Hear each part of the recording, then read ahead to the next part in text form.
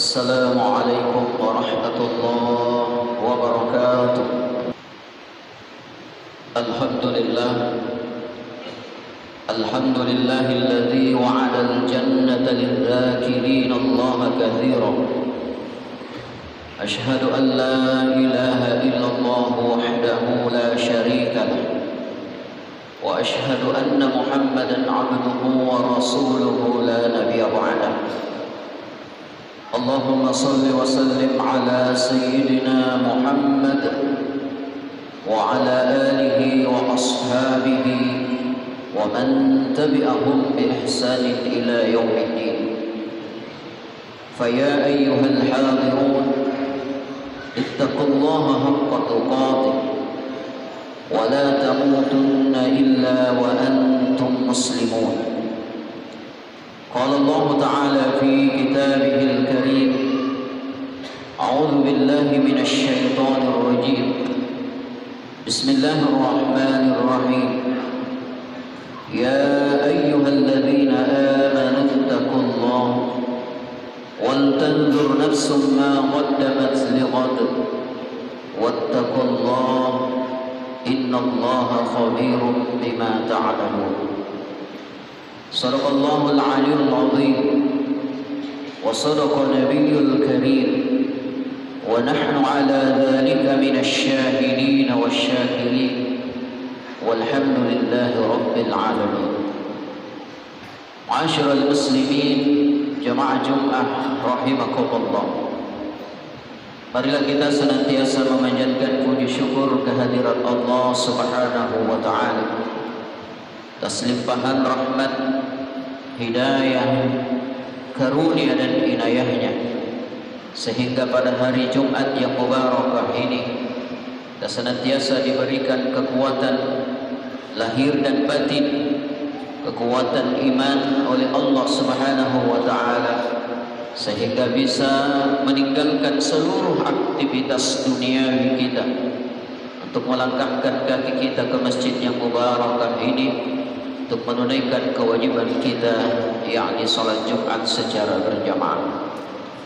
Salawat dan taslim kita kirimkan kepada baginda Rasulullah sallallahu alaihi wasallam, Nabi uswatun hasanah, sekaligus rahmatan lil alamin, yang senantiasa menuntun kita untuk menjalani kehidupan ini minadh dhulumati ila nur.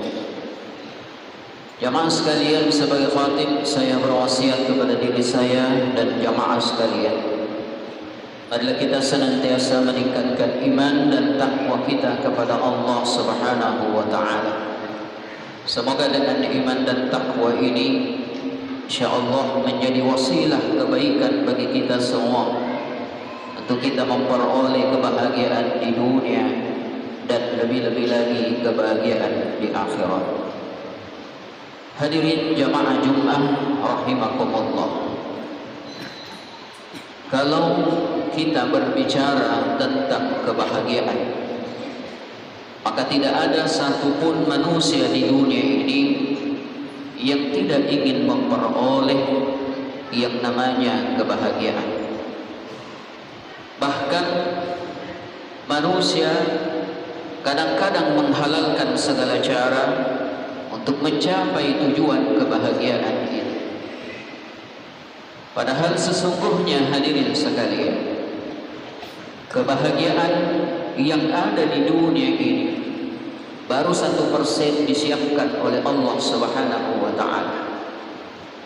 Kebahagiaan yang hakiki 99% sesungguhnya ada di kehidupan akhirat kita nanti. Tetapi yang menjadi masalah, terkadang kita manusia sudah tahu bahwa kehidupan kebahagiaan di dunia ini hanya bersifat sementara, tapi kita kadang-kadang terlena untuk mengejar, bahkan kadang-kadang menghalalkan segala cara untuk mencapai kebahagiaan itu.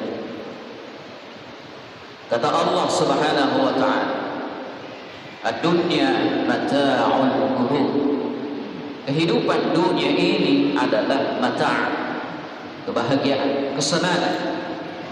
Tetapi kesenangan yang ada di dunia ini, kata Allah, adalah mata'ul ghurur, kesenangan yang menipu, kesenangan yang bersifat sementara. Ketika kita bahagia dengan harta kita, maka ingatlah, harta itu tidak bisa membahagiakan kita selamanya. Contoh paling kecil hadirin sekalian, makanan yang paling enak yang kita makan, ketika masuk ke dalam perut kita, baru lewat dari tenggorokan kita, sudah kita lupakan nikmatnya. Itulah kehidupan dunia hadirin sekalian. Maka sesungguhnya kehidupan, kebahagiaan yang hakiki sesungguhnya adalah kebahagiaan yang disiapkan oleh Allah Subhanahu wa taala di akhirat. Khalidina fihi abada, kekal. Lalu bagaimana sesungguhnya hadirin sekalian agar kita memperoleh kebahagiaan itu? Walaupun sesungguhnya Allah tidak larang kita mencari kebahagiaan yang ada di dunia ini, tetapi konsep yang Allah berikan hadirin sekalian, kata Allah, wabtaghi fima ataka Allahu ad-daral akhirah, carilah karunia kebahagiaan daral akhirah untuk kampungmu di akhirat. Imam Hasan al-Asy'ari menafsirkan bahwa Allah menggunakan kalimat daral akhirah, kampung akhirat.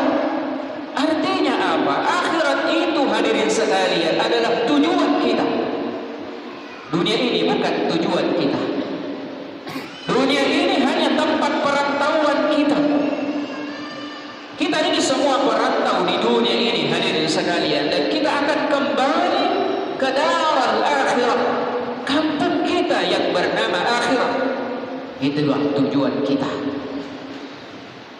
Makanya Allah tidak melarang kita membangun rumah yang besar, yang megah di dunia, tapi Allah ingatkan yang harus kamu dahulukan adalah membangun rumah dan istana di akhirat, melalui pembangunan masjid, melalui pembangunan pesantren, melalui membantu anak yatim dan fakir miskin.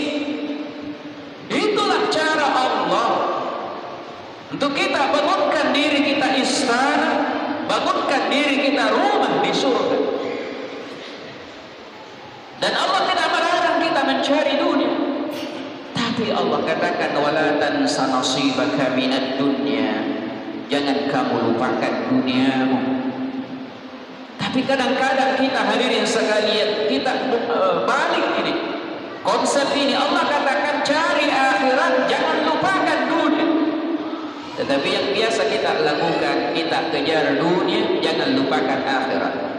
Kalau ke kantor jangan lupa sholat ya. Kalau ke sawah jangan lupa setelah bekerja, jangan lupa sholat. Terbalik hadirin sekalian.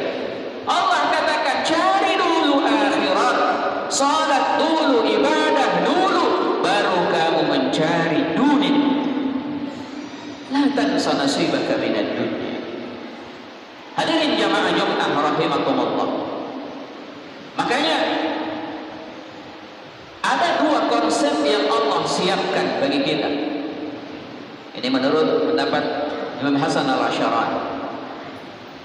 Untuk mencapai kebahagiaan itu hadirin sekalian, maka ada dua yang harus kita lakukan. Sesuai dengan surah firman Allah Subhanahu wa taala dalam surah Al-Baqarah. Allah Subhanahu wa taala berfirman di dalam ayat yang sangat singkat, tetapi maknanya sungguh sangat luas. Allah Subhanahu wa taala berfirman, "Fadhkuruni adhkurkum washkuruli wa la takfurun." Di dalam ayat ini hadirin sekalian ada dua konsep yang disiapkan Allah kepada kita kalau kita ingin memperoleh kebahagiaan itu. Yang pertama, fadhkuruni adhkurkum, ingatlah kepadaku, kata Allah, niscaya aku akan ingat kepadamu. Bagaimana? Maksudnya bahwa kita ingat Allah, kita akan merasa bahagia. Contoh paling kecil, Allah sudah katakan, ala bi dzikrillah tatmainnul qulub. Mengingat Allah itu sungguh menenangkan hati kita. Itulah makanya setiap ibadah, setiap perintah yang Allah perintahkan kepada kita, Allah sudah atur, Allah sudah takar, la yukallifullahu nafsan illa wus'aha. Tidak ada sesuatu yang aku berikan kepada hambaku di luar batas kemampuannya. Apakah itu sesuatu yang menyenangkan atau sesuatu yang membuat kita susah? Maka Allah pasti kasih sesuai, Allah pasti berikan kita sesuai dengan kadar kemampuan kita. Nah, ketika kita senantiasa ingat kepada Allah, hadirin sekalian, kita gantungkan diri kita hanya kepada Allah Subhanahu wa ta'ala, maka disitulah terbuka pertolongan Allah. Ketika hati kita, diri kita, kita hadirkan senantiasa selalu menghadap kepada Allah. Bukankah Nabi mengatakan, jika kita selalu ingat kepada Allah, kita jadikan Allah sebagai penolong kita yang menemani setiap langkah dan perjalanan kita. Itulah makanya Nabi selalu mengajarkan kepada kita, apapun yang kita mau lakukan, kalau kita ditemani oleh Allah, insya Allah pertolongan Allah akan ada pada kita. Kita mau tidur, kita disuruh baca basmalah. Bangun tidur disuruh menyebut nama Allah. Mau makan disuruh menyebut nama Allah. Di setiap saat kita ingat Allah, hadirin sekalian, disitulah pertolongan Allah akan hadir kepada kita. Ketika kita senantiasa ingat kepada Allah, maka Allah akan senantiasa juga hadir dalam kehidupan kita. Cuma masalahnya, hadirin sekalian, terkadang kita, maaf saya pakai kalimat kata-kata kita, berarti termasuk saya. Terkadang kita, hadirin sekalian, kita lebih lancar mengingat Allah ketika dalam kesusahan dibanding ketika kita di dalam kesenangan. Malangola istighfarta ya komabati wattata. Malangola istighfarta kotak tupui ajita. Tetapi ketika kita berada dalam kesenangan, ketika kita berada di dalam kebahagiaan, ketika kita berada dalam kesuksesan, terkadang kita lupa kepada Allah Subhanahu wa ta'ala. Makanya hadirin sekalian, Ibnu Athaillah mengatakan, jangan sampai karena kita terlalu jauh kepada Allah, karena Allah rindu kepada kita, makanya Allah berikan kita musibah sebagai bentuk teguran kepada kita supaya kita lebih banyak mengingat Allah. Karena kadang-kadang kita lancarkan tasbih itu, kita lancarkan tahmid itu hanya di saat kita mendapatkan kesusahan. Hadirin hadirat jamaah Jumat rahimakumullah. Lalu yang kedua, kunci kebahagiaan kita sesuai dengan ayat ini, Allah katakan, washkuruli wala takfuru. Syukurilah seluruh nikmatku, jangan engkau ingkari. Kita paham hadirin sekalian bahwa di saat kita mensyukuri nikmat Allah, kita hafal mati, la in syakartum la azidannakum. Jika kamu syukuri nikmatku, maka akan aku tambahkan nikmat itu. Tapi kadang-kadang kita lupakan sambungan ayatnya, wala in kafartum. Jika kamu kufur, ini yang ingin saya garis bawahi hadirin sekalian. Terkadang kita ingat bahwa kalau kita bersyukur Allah tambahkan nikmat kita. Tetapi kadang-kadang kita lupa bahwa kalau kita tidak syukur artinya kita kufur, maka Allah akan memberikan azab kepada kita. Sehingga kadang-kadang ketika Allah tegur kita dengan mungkin mobil kita yang lecet, anak kita tabrakan dengan kendaraannya, atau harta kita diambil dicuri orang, kita tidak tahu bahwa itu adalah bentuk peringatan Allah karena kekufuran kita. Kita tidak mensyukuri nikmat yang Allah berikan kepada kita. Itulah makanya di dalam surah Ar-Rahman Allah Subhanahu wa ta'ala menyindir kita sebanyak 31 kali. Fabi ayyi ala'i rabbikuma tukadzibah. Nikmat mana lagi dari Tuhanmu yang engkau dustakan? Terkadang ketika kita diberikan nikmat oleh Allah Subhanahu wa Ta'ala, bahkan disebut oleh Allah bahwa kita berdusta. Kenapa Allah katakan kita berdusta terhadap nikmat Allah? Karena kita tahu bahwa nikmat itu berasal dari Allah, tapi kita menganggap itu adalah karena kekuatan kita, itu karena kepintaran kita, karena kemampuan kita. Kita lupa bahwa itu berasal dari Allah Subhanahu wa Ta'ala. Makanya Allah katakan alhamdulillah, segala pujian itu berasal dari Allah, tidak ada bagian kita manusia. Barakallahu li wa lakum fil Qur'anil Karim wa nafa'ani wa iyyakum bima fihi min al-ayati wa dhikril hakim. وتقبل مني ومنكم تلاوته إنه هو السميع العليم.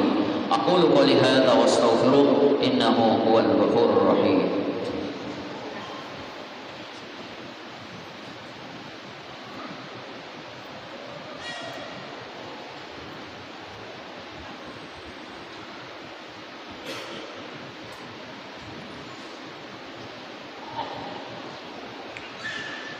الحمد لله الحمد لله رب العالمين والعاقبة للمتقين ولا عدوان إلا على الظالمين.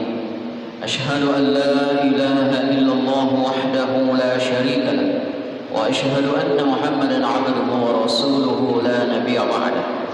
اللهم صل وسلم على سيدنا محمد وعلى آله وأصحابه ومن تبعهم بإحسان إلى يوم الدين.